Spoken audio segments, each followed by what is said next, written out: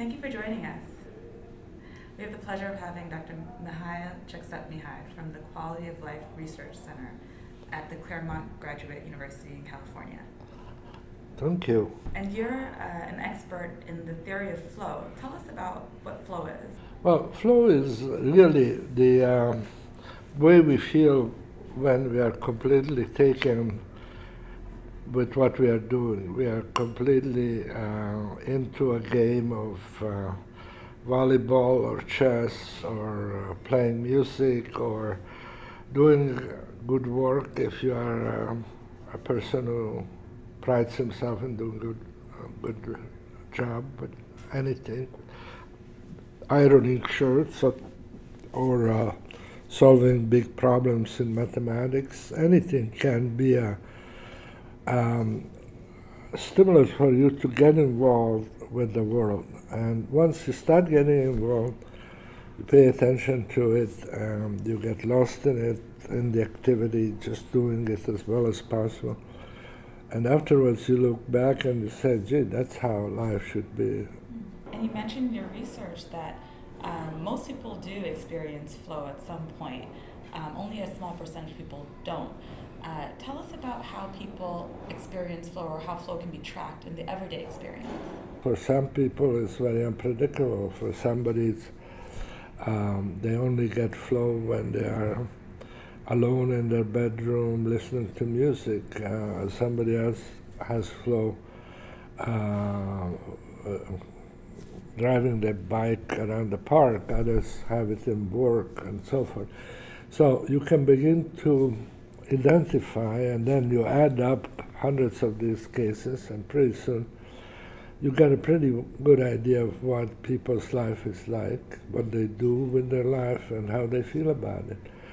But we use also surveys. We use with thousands of people answering the question, for instance, do you do anything in your life where you get so involved that you completely forget time and you forget yourself?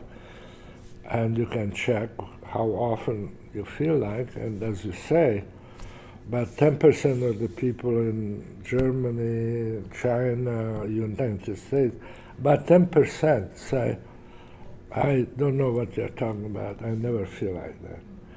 And we know that some kids can feel flow. Anyone who's seen kids play video games knows that they kind of get into the zone. How do we harness that for other things that aren't so fun? Yeah, well, first of all, small children have flow a lot if the conditions are reasonable. If they live in really abusive families, and that's another aspect. But most normal children from, I would say, 1 year or even earlier on, they know how to be in flow because they have so much to learn and control, and anything from turning the tap water on, and they can be mesmerized. Oh, I turned this and water comes, turn that. That they can do that for hours sometimes at first, the first day or so. Then it becomes routine and it's no longer flow. But they can learn from so many things around.